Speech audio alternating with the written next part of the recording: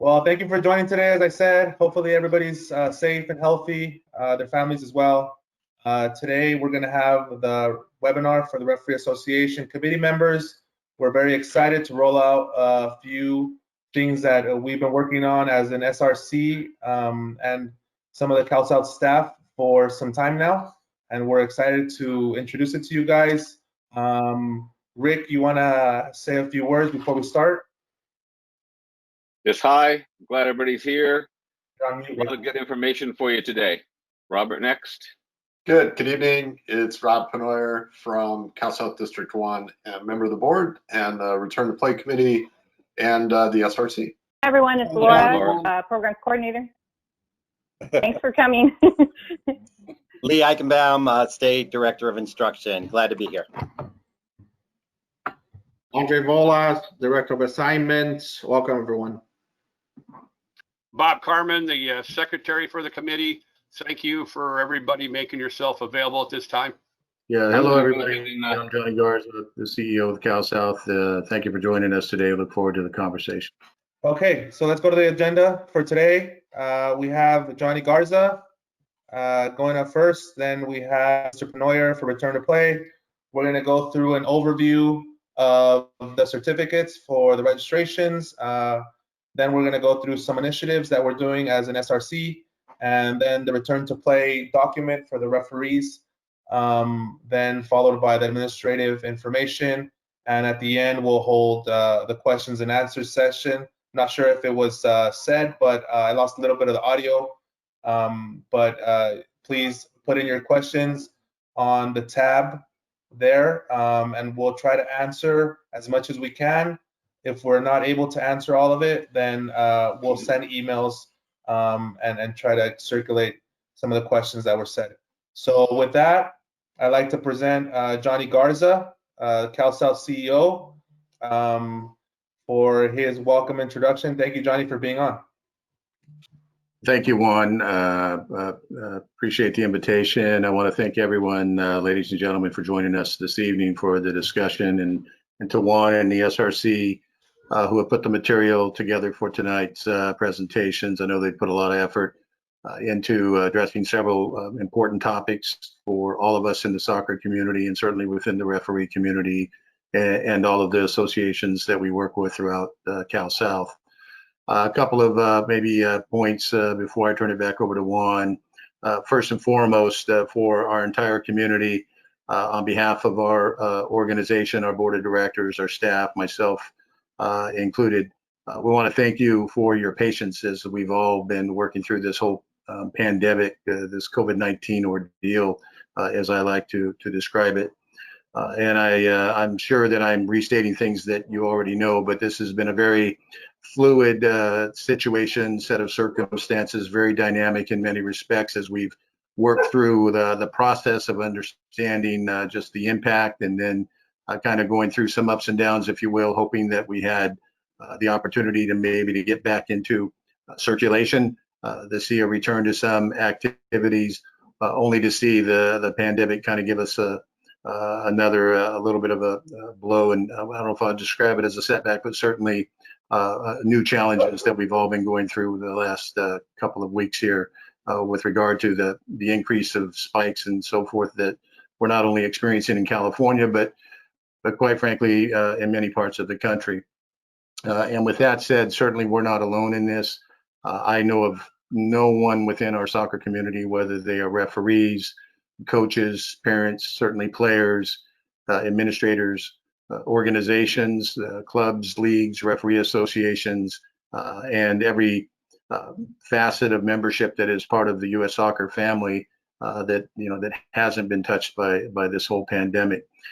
So our thanks and appreciation first and foremost to all of you for the work you're doing within your associations to continue to network with your constituency, with our referee community at large. We hope that the information that we're going to present tonight will help you as you continue that dialogue, as we continue the communication. We want the channels to be open both ways, obviously. I commend Juan and the SRC for the efforts that have been put in place, not only in support of the COVID response, an ongoing situation related to that. But even prior to that, as we had demonstrated and committed earlier, that we really are committed to our referee program and to our referee family. And we'll get through all of this eventually. We absolutely believe that. I remain, and our board does as well, very optimistic. And I think, you know, as we look at that process, as we continue to purge forward, we're really going to have to draw strength from one another. There's not any one of us that's going to overcome this, but collectively, in unison, as a unified body, we will find our way through this. I know all of us are eager to get back to the soccer fields, to the pitch, to see the game happen again, to see players back on the pitch, to see the activity, to see our referees back on the field officiating. I look forward to that. We all miss it greatly. But for now, we're just going to have to be a little patient and do everything that we can to prepare ourselves for that time, because it is coming. And we'll continue to work forward to position the organization, our referee program, and our referees at large to be ready for when that happens. And when that does happen, my sense is that it will come in a large wave, a big surge. That may be a challenge in and of itself, but it will be a good problem for us to confront together and to tackle together. So again, thank you for joining us. Thank you for all the work that you're doing within the constituency of our referee family. As we move forward, any questions, ideas, thoughts you have to help us address issues, please raise those to Juan, to the SRC. We welcome your input going forward. So again, thank you. And with that, Juan, I will turn it back over to you. Thank you, Johnny, for those strong words. We really appreciate you supporting the program, and we look forward to returning to play. And with that, I'll leave it to Robert Penoyer. He's a Cal South District 1 commissioner. He's also a representative for the referees to the board, and he wears other hats, including being on the RTP committee, which is the return to play. So he has the first hand on what they've been working on as a committee and where we stand now. So Robert, thank you very much. You're also a referee, and we appreciate you being on. Thank you. Yeah, good evening, Juan. Thanks so much, and thanks to everybody for joining. Hey, so just a couple of quick thoughts. I think the universal question is, when are we going to get back on the field? And I think we're all anxious to do so. I'm sure all of us are paying close attention to the information that's being distributed through the news channels and elsewhere about the state of affairs, you know, in across the country, but most importantly within the state, our counties and our cities that we live in. And it varies significantly from location to location. So to let you know, within Cal South, on the board, as Johnny mentioned, we're anxious to get back to play.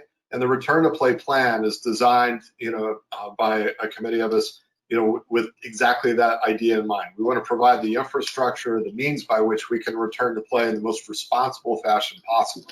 As we think about that, there are a number of aspects of management that we have to pay attention to in terms of risk, because obviously our very first duty is to take care of one another, of our participants, right? So as we think about that, we have to worry about insurance. We have to worry about making sure that we take care of risk management and waivers and all the pieces that are associated with that, but also the protocol associated with how we're going to have to now act in, you know, what we all lovingly like to call, you know, the new normal of what our environment's going to look like. That's going to mean change for us. It's going to mean changes to the game in certain regards, and it certainly is going to be some change to the responsibility of referees. And I think this afternoon's discussion that Juan and the SRC's put together it will help you inform that. And quite honestly, we're looking for your feedback.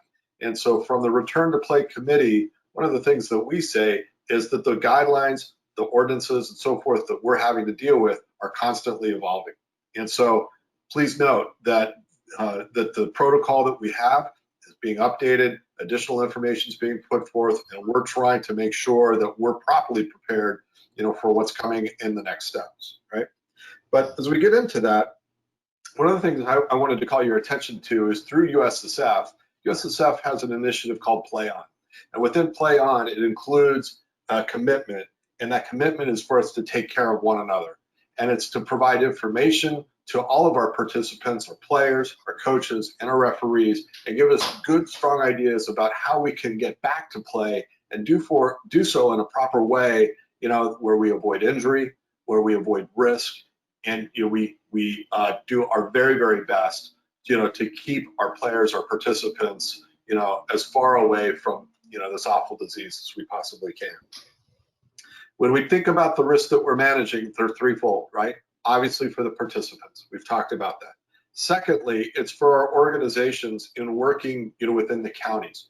Note that the counties define their public health orders, and that's where the teeth of the ordinances come from. And those, can include things like fines or other restrictions, jail, if you will, for people that are non-compliant. And you're hearing that the counties are becoming much more engaged in terms of enforcing those ordinances. So we got to be careful about that. And then the third area is within the cities, the school districts, and the other activities that are permitting for our fields. Those permits often carry additional requirements that our clubs and our leagues have to be mindful of in order to return to play. And so we're trying to have a framework that takes all of that into account. Okay, our RTP has technically 5 phases. Phase 0, we're not playing. We're in phase 1 in certain counties where we're allowed to have some initial activity. San Diego happens to be one of those. There are others. Other counties, like Imperial County and some of the counties in the LA area, are not allowing play at all. And so it is quite literally an issue of depending on where you are, or the municipality can define, what's allowable at a given time. And that's become a real management challenge for us, because as you can imagine, many of our clubs are doing different things on different fields, and we're all trying to help each other be compliant. Once we get up as far as phase 4, we get through scrimmages and so forth. Phase 4 is our return to play in terms of competitive games, and we're looking forward to that. I can't predict how soon that's going to happen. It's really dependent on what the counties tell us in their public health orders, but I can tell you that as we look across the country, there are states where it's happening today. And we're anticipating that as the situation improves, that we're going to see the same opportunity. Within the state of California, you've probably seen that the directives or the guidance from the governor has allowed for some outdoor activities to occur. So even though indoor businesses and services have been restricted, moving them outside is being supported. And so the state is trying to find the best way to make all this work, right? We're anticipating, and we're trying to help the state see that, encouraging youth sports under the proper guidelines is the best idea for all. And so please know that, Cal South is 100% behind that, and the board's taking steps to help get us to that position. Okay. We want to be ready as a board to support our clubs, our leagues, and most importantly, our families. And so the infrastructure is there. And so when the green light goes on, we're ready to go. Juan, I look forward to taking any questions. Thank you, Robert. I appreciate it. We'll hand it off to Rick, and we'll have some questions at the end. I know you're busy. If you can't answer them and you have to go on another call, we appreciate you coming on, and we'll forward those questions to you. Rick, it's all yours. Thank you, Robert. Alrighty. Thanks, Robert. Thanks, Juan. All right, just want to remind everybody before I turn this next portion over to Laura that, again, the questions need to be typed into the question box, and we'll try to address as many as possible at the end of the presentation. Okay? So now I introduce to you as Laura Duda, our registrar, I guess is what we call her. Here you go, Laura. Hi, everyone. Again, it's Laura. So we're going to kick off the 2021 requirements review with the referee officials, grassroots being the first one. For new grassroots referees, we're pretty much going to continue the same process we have been. Because of the COVID situation, we had started the provisional pass. That's still going on, and it'll continue to do so until everyone's able to get out on the field and gather normally, or as normal as we can have it. So referee associations will still be able to host, smaller in-person trainings, as well as we'll also be hosting those as we go along in the year. Nothing really has changed there. The brand new license that seems pretty exciting for a lot of individuals is the grassroots elite.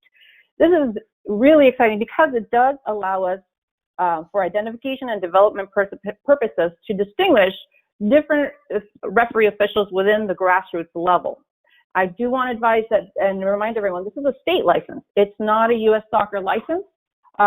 It's just something we're doing here locally. You'll have a state badge, rather a state-generated type of badge rather than the U.S. soccer license. But for us, it'll help us, like I've mentioned, identify those referees who have more experience and not just grassroots entry-level referees, and also assist us in the developing of these individuals who really do want to progress into the regional and later on national levels.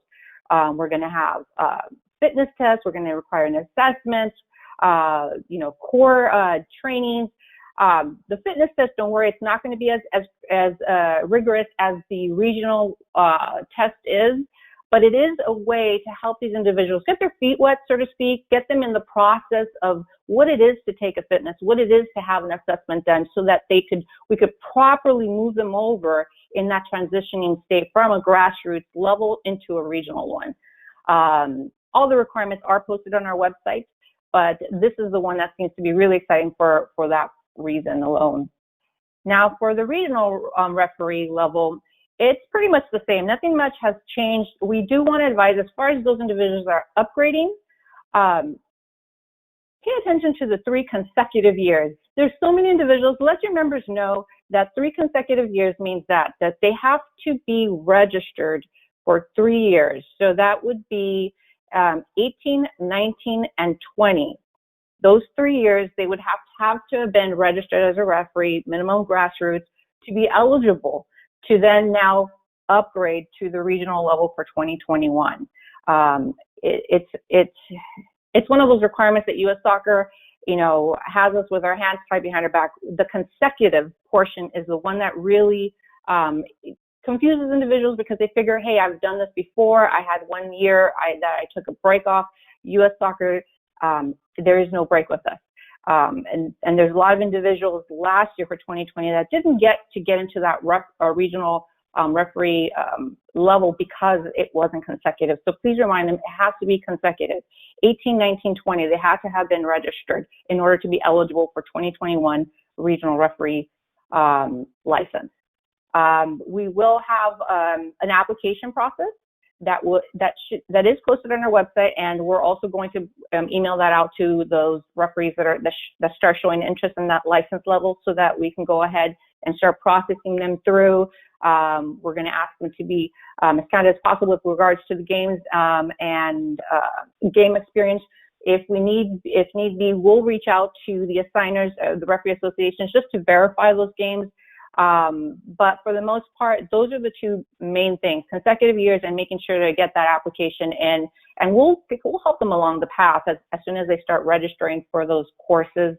A regional referee course will be required. Last year, we did take the RPD, which will now be considered core, as training coverage for those. This year, we're going to require both the core trainings and also the regional referee course, which will be several hours in person for those individuals to attend and have their training done and fulfill that requirement license that U.S. Soccer mandates.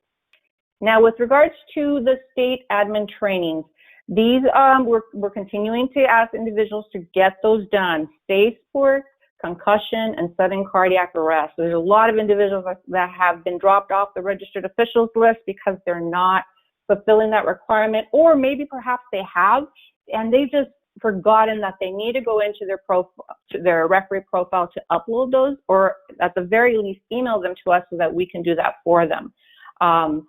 Again, concussion training and sudden cardiac arrest are only required once. Once you have done that and fulfilled that requirement, you'll never have to do that again. It's already captured and verified within the profile. The Safe Sport refresher training, that's the one that will be done on an annual basis for those 18 and older.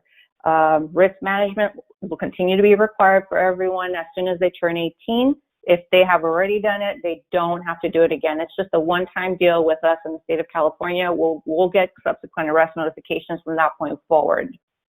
This is for all licenses.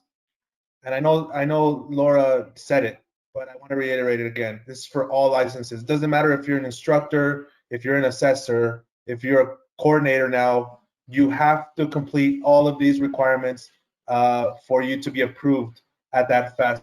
And I want to remind everybody that. Correct, it is true. An admin, for all intents and purposes, is considered anyone who's out on the field, a team parent, head coach, a manager, referees, definitely, they're the law out on the field. These are all admin requirements. It doesn't matter what type of a referee and what category you are, everyone's required to have these. Now, the newest update with regards to a requirement is the COVID waiver. For 2021 registration, it's automatically already added into the registration. You'll read it, you'll be able to agree to it, and then move forward into your payment for 2021. For those that are 2020 approved referees, since this waiver is fairly new, we'll all have to go into our referee profile to get that signed. When you log into your CalSouth profile, there's several tabs underneath the individual's, name, and one of which is called the Applications tab. When you click on the Applications tab, you'll be able to see every single application. Every registration year for the referees is considered an application. So if they register for 2019, that's the 2019 registration application. For 2020, that's another application. And right underneath, there are legal agreement links for each one of those applications. You'll click on that, and as soon as you do, you'll be able to see another link that says sign. You'll click on that, and then once you click on that, you'll be able to read the full disclosure and then just initial it.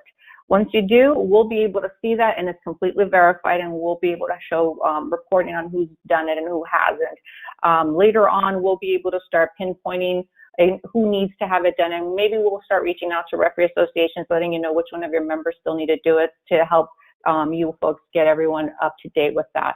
But that's the newest ELA requirement that we all need to do. This is all admin, and as soon as we can get that, everyone familiarized with the process, again, getting into their CalSouth profile and clicking on those items that are completely new. These are new things. They haven't appeared until recently. Then we'll be able to go ahead and move forward with fulfilling all the requirements that we need for COVID. All right, I want to welcome Andre, our Director of Assignment. Hello, everyone. What we're seeing on the screen is the new assigner information. So if any of your referees would like to become an assigner, these are the new things that they need to do in order to become one. One of them is letter from the association president. So let's just make sure that we follow that. The other one is 5 years referee experience, and they need to attend a course, and they need to pass a regional referee test. For recertification, all we require to do is attend a course and take the online test, and obviously register again. In addition, since I took on the position, we sent out a assigner survey. Out of 105 assigners, we received approximately 44 completed forms.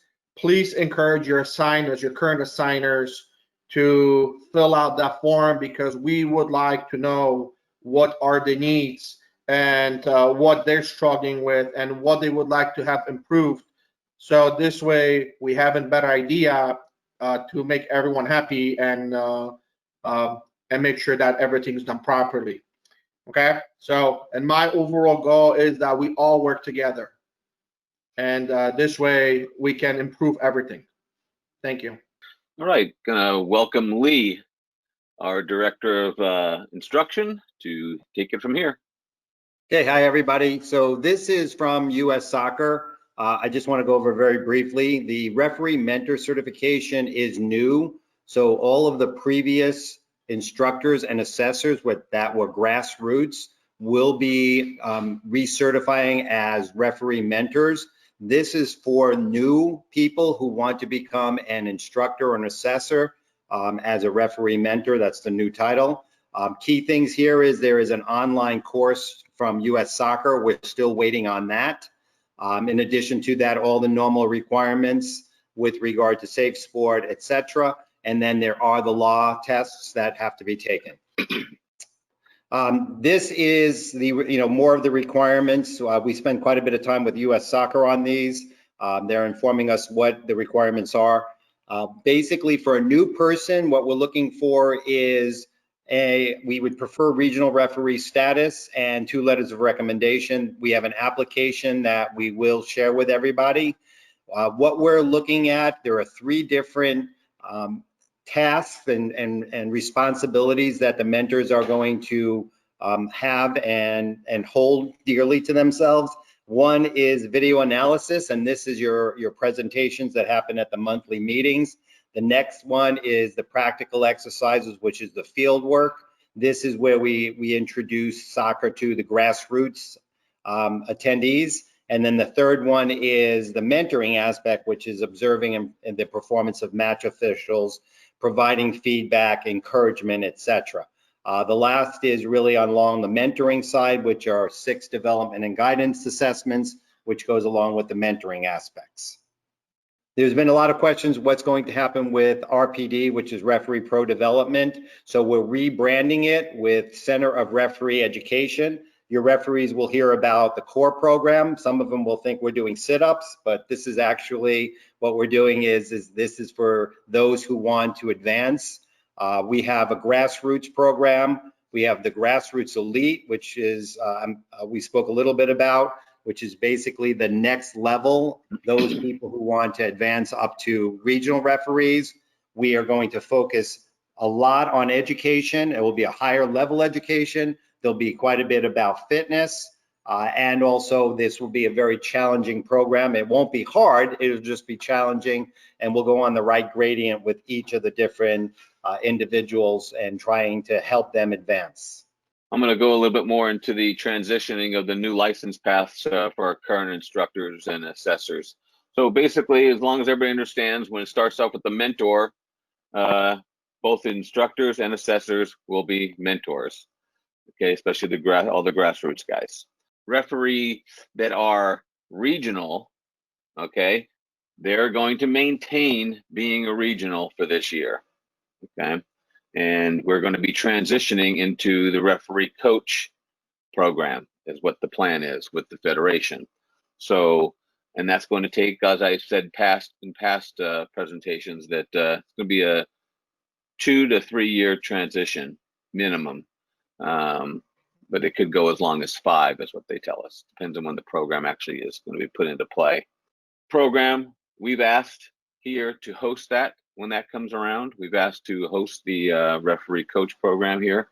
We have not heard that anything back from the federation yet as to when that'll be able to be done, but we will try to do that so that all of our guys can and girls can take the program locally instead of having to travel to other states. The next thing I wanted to cover real quickly here is the new license that's up there. It's going to be the referee coordinator.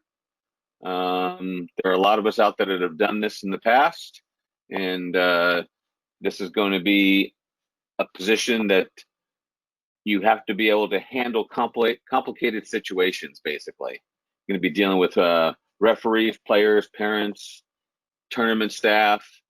You're a frontline person when you do this job. Coordinator's license requires everybody to be very knowledgeable of the laws of the game. And if you're coordinated in 2020, the beginning of State Cup here or something like that, we've done some of that. If you noticed online, you'll see some of the requirements are asking for the letters of recommendation. If you have done it last year, you do not need to get us a letter of recommendation if you've done it in 2020. Just go on and check it all the requirements out. It's going to require classes that'll have to be taken, and that class is going to be coming up here that you need to register for, and that's going to be in my next slide here. We're going to start in August 15th and 16th, and you can register for that online at the Cal South website. It's going to be online format, so you'll have everything done through, I think it'll be a web, either it'll be through this type of form here or maybe Zoom. I haven't decided yet what we're going to do. Each of those days, we're going to have 2.5 hours of instruction. Okay, so if you're interested, think it's something that you're interested in and want to get involved in, go ahead then and register, and we'll get you set up. I think I'm moving on to Juan now next. Any other thing I missed, Juan? You can cover it up. Yeah, just one thing, just to remind everybody, for the referee coordinator license and for the elite referee license for grassroots, those are Cal South licenses. Those are not national licenses. It's what we have seen that our program needs here locally, and we have the ability given to us by U.S. soccer policy to be able to have these licenses to be able to suffice the need that we have here in Cal South. So I wanted to remind everybody that, and you did a good job of presenting the referee coordinator. We want the best.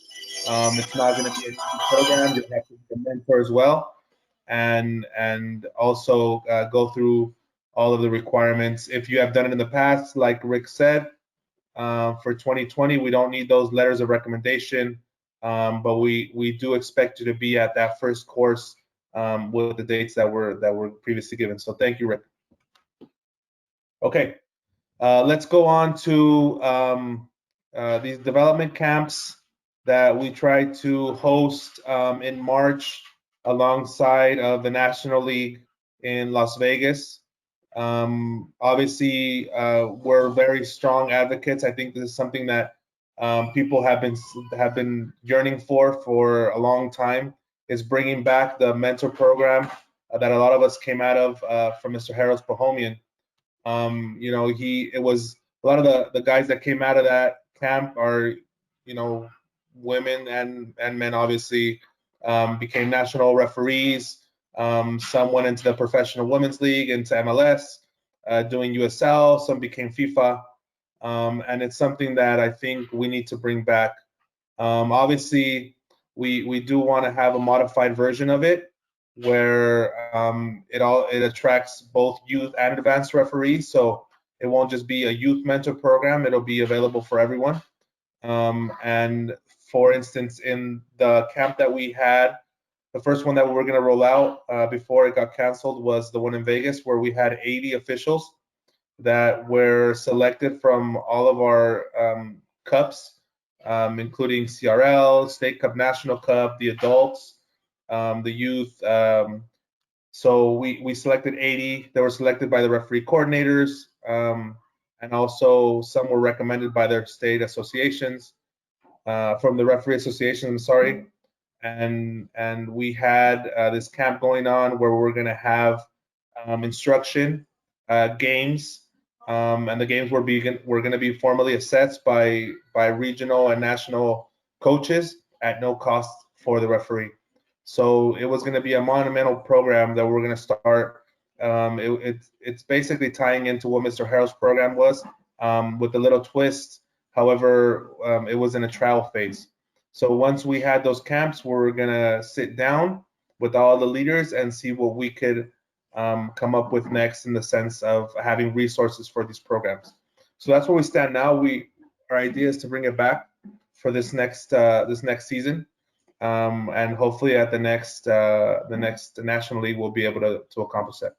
All right, the first bullet point is a really important one. I think it's something that it's been needed, where we're, as the SRC, we're working on promoting and recommending their incrementation and having better working conditions for all of the facets and all of the licenses. And that's something that it's going to be, I think, my highest priority, especially with what's been going on with COVID. We want everybody to come out strong, in the sense that you know, I want to push this. However, I'm going to need help from the referee associations and the referee members. to be able to accomplish this. We need to be on the same page in the sense of professionalism and knowing the laws of the game, being able to control matches, being able to deal with parents, with spectators, with coaches, and with players to be able to accomplish an increase in fees. We've already worked Cal South with CRL, and it looks like in the near future their fees will increase.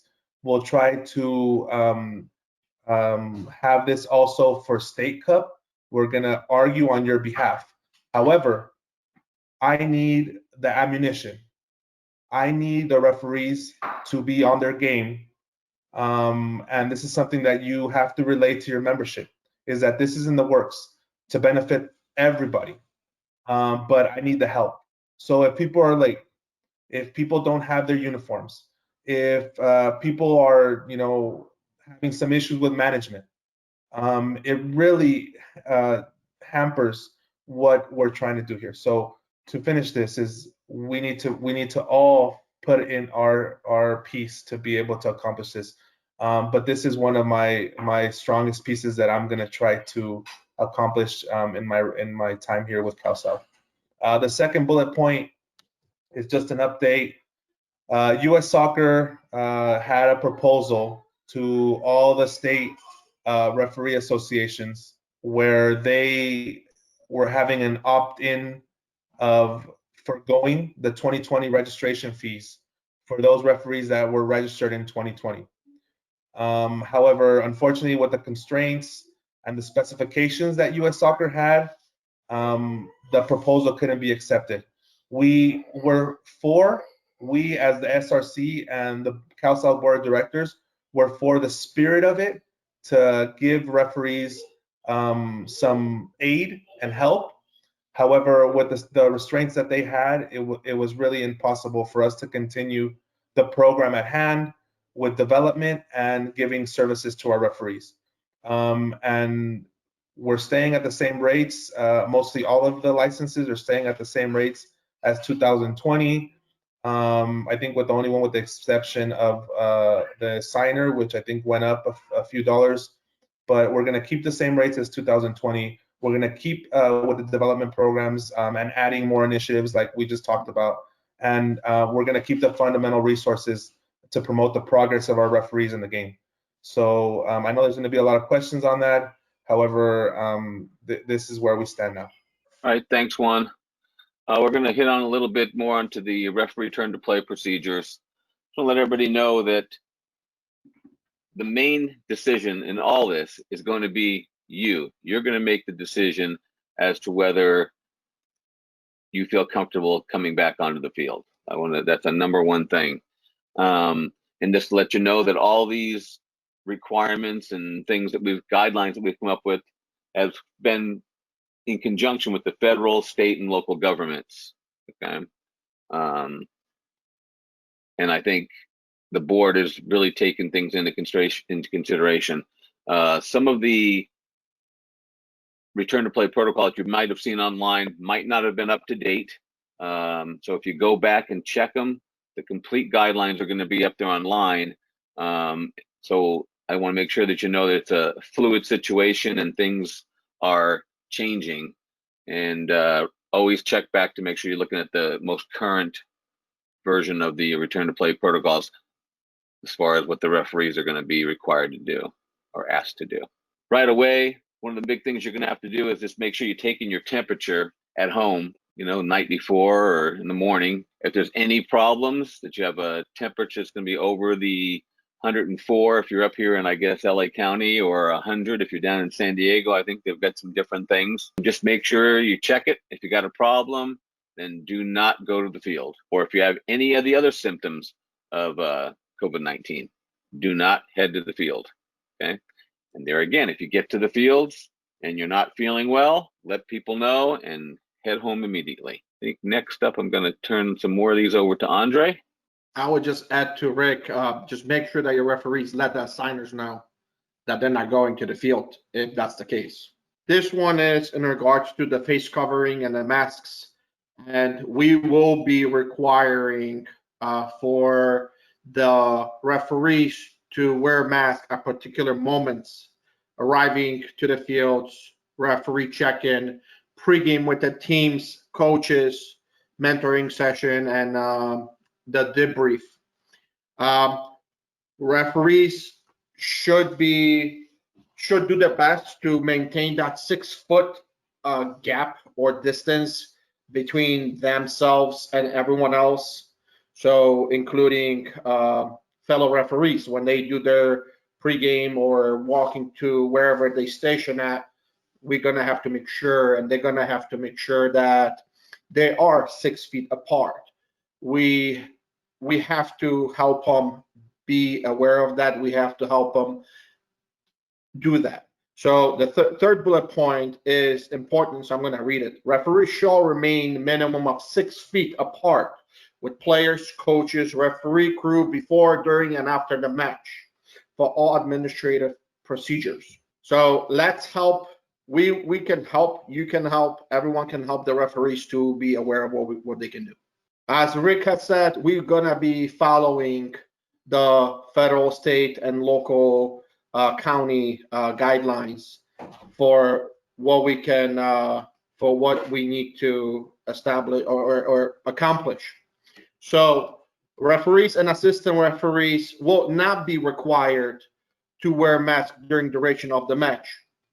But if there's a halftime, there's a water break, or any longer stoppage where they need to be in touch closer than 6 feet or with 6 feet, and there's a longer break, it will be suggested and recommended that they put their mask on. So we do recommend that they hold on to the mask on. They have the mask on them in their pocket, so in case if they need to use it, they have it with them. So this way, if they're approached at halftime, during the game, or after the game by someone, coach, manager, whomever, they have that mask with them. And then all referees should be practicing. So we recommend that when they train or are at the gym, that they try to use the mask and see how their body adjusts to it. And we don't want them to overdo it. So if it becomes hard for them to breathe, to just stop. But they should try to see how it feels. All right, Andre, thank you. We're going to move this on over to Bob and have him Rick, continue on. can we spend a little bit more time on that? Just a few more seconds. I apologize, Bob. Sure. I know you're anxious to get back on here. So something that Andre, I wanted to kind of say it again. The reason for training for a mask is that right now, how we are with the documents that we have, it says that referees and assistant referees are not required to wear masks. However, this is a moving target. We don't know exactly if that will be so when we return to play. And that's the reason why we should train with a mask that's breathable. And obviously, if you're having trouble breathing while you're training, stop. But we need to start thinking about the possibility that this might change, even though we all don't want it to change. But if it becomes whether either you wear it or there's no games or you don't ref, we need to be prepared. So that's what I want to add. And then the second thing is, please, like Andre said, please have your mask in your pocket, because we're all officials. We know when a game is hot or the intensity has risen. And we know at the end of the game, we could have complaints by players, by coaches, by fans. And if you are already aware of that, we need to be proactive. Once the game ends, I put on my mask, because there's potential of people asking questions. There's potential of people having issues with your calls, and we need to be as safe as possible. So I just wanted to add those 2 points. Thank you. All right. Thanks, Juan. Here we go back to Bob now. Okay, the mask, we want to be sure that you do understand that it's to be covering your nose and mouth. I'm sure a lot of you have, as you go out into the public lately, you see quite a few people maybe covering their mouth rather than the nose. You don't want to expel anything out your mouth nor breathe things in your nose. So that's why we've put that little instruction in there to be sure that that mask is covering both your nose and mouth. We would like to have it predominantly black, and then also no sports logos that may not uphold the core values of Cal South. But if you have nothing else, wear those. But these are what we're hoping that you will purchase prior to going out and officiating. The next, it's been reiterated by Juan and Andre, we want to be sure that you do keep your 6 feet, 2 yards away from others before, during, and after the match with anybody else. And again, you carry your mask with you. And if you have a situation where coach comes on the field dealing with the player, and next thing you know, he wants to give you some words, you've got your mask, put it on there. It's ready to go at any one time. The mandatory water breaks, hygiene breaks are for you as well as everybody else. You want to be sure that, you know, you're wearing that mask, you're breathing through it, your mouth's going to be that much drier. So we want to utilize that break in between each half so you can rehydrate yourself if need be. Okay, so basically everybody's going to be wearing a mask except for the referees and the assistant referees. The referees will provide their own, and then also bring your own hand sanitizer. We want to be sure that if all possible, you don't share any of your equipment. So therefore, the crew, everybody should have their own flags, their own whistles, all their equipment, if it's needed to switch a position or what it might be. And then as well as be ready to sanitize those things either before or after you use them. And then, as previously mentioned, we want to be sure that if you're sick or showing any signs of illness, you stay home.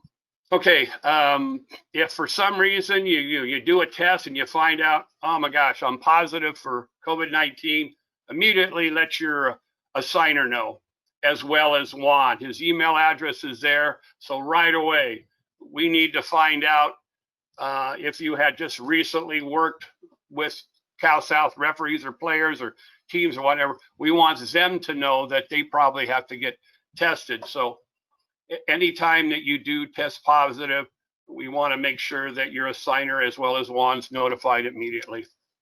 And then final thing is, we've talked about this earlier, that it's your personal choice. If you don't feel comfortable with the guidelines and recommendations that we're presenting to you, then it's your choice to not referee. You have to be the one that decides whether you're going to return to officiate based on the risk of contracting COVID-19. And then these guidelines, again, it's been mentioned, but they're subject to change. They're constantly changing.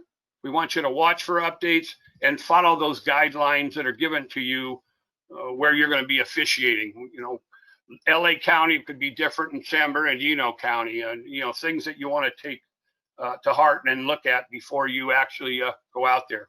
And then a final reminder that's been said before, but we can't stress it enough, that these are fluid guidelines and recommendations, meaning that they're going to change as they find out more about COVID-19 and how it's been affecting what we're doing out there. So the most current ready to play guidelines for us will be on the Cal South website.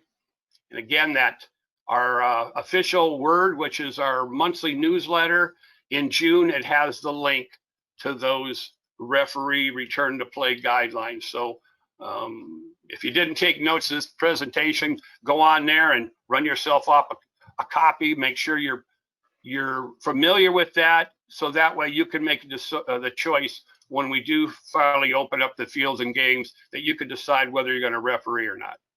All right, thanks, Bob. Going to move over to Lee to handle our next topic. Okay, so I just wanted to give you an update on what we've been doing from the standpoint of the assessor, assigner, and instructors. We hold a webinar just very much like this. It is once a month. It is the third Wednesday of each month. It's been 8 p.m. It's probably around 30, 40 people have been attending. We also do a video recording and make it available to all of those. We probably should also include the presidents and board members as far as the distribution goes. I just want to let you know, as far as the success rate of it and approval rate, it's like a 96% approval on this. They go about 20 minutes to 30 minutes.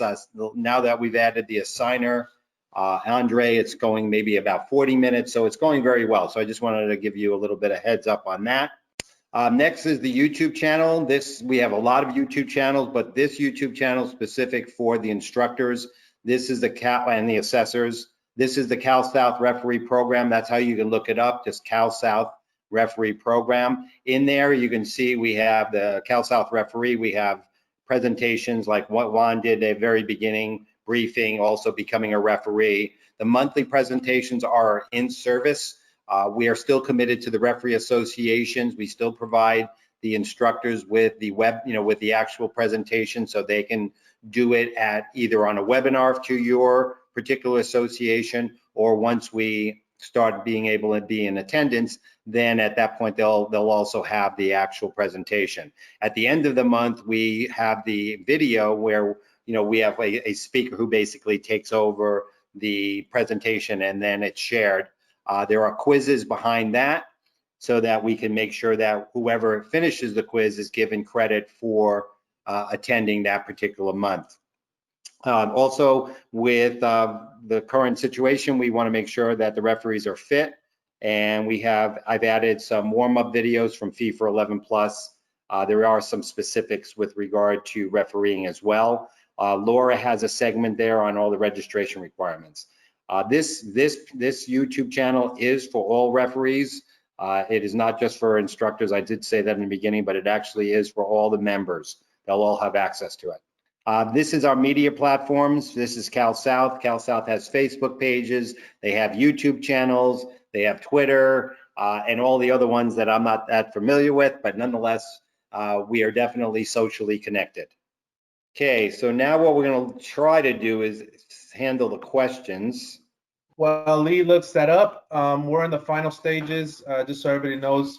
We didn't talk about it in the presentation, but we're in the final stages of trying to find a provider to get the Snipes gear that everybody has on, this new Cal South referee gear for everybody to purchase. So once that gets online and we can start getting orders, I'll let everybody know. We'll send out a blast email that it's up there. We're looking at about, Andre, is it about 14 to 20 items on there? Can you give us a little bit of a scope? You're muted, Andre. It's about 14 to 20 items, anywhere from t-shirts, shorts, masks, warm-up suits, bags, luggages, anything you want. But it's gonna be, Great, yeah. It's pretty cool. Yeah, and we want everybody to wear this out on the field to look professional, so we look like a team and have identity. So just wanted to let everybody know that while Lee is looking up the questions. Are you good to go, Lee? It looks like when we started the presentation, we didn't actually ask for that particular requirement. I don't see it. So I think the best thing to do is that we can either have them email us the questions, or we can hold a Q&A if you'd like in the near future. Okay, so we're having trouble. Is it not on there? Did people not send questions, or was there some issues? No, I don't see the question panel. I can see the panel, but there's no questions in it. Okay, so we're having some technical difficulties. I'm gonna voluntarily send Laura. If you everybody has her email, so please send questions. What we're gonna do is we're gonna compile all those questions together with answers, and then send them back to the referee associations, hopefully by next week. So we'll do it that way. We've done it that way in the past. So if you have questions about what we talked about or any comments, please send them to Laura. Laura loves those emails, and she'll compile them on a list, and then we'll send out that. Robert, anything you have that we missed that you would like to tell everybody on this webinar? Unmute first. How about that one? Thanks, everybody. Stay safe. Be ready for the season to come. Thank you, Robert. Real quick, briefly, Andre, anything you want to last comments? Well, let's hope we go back soon onto the pitch. Great. Thank you, Andre. Bob, anything you want to say before we log off? No, I think we've covered everything. Great. Rick? I just want to let everybody know that look forward to getting into the classrooms eventually online and start moving on to new programs. See you soon. Great. Thank you, Rick. Lee, any last words before we log off? I just hope to see everyone soon.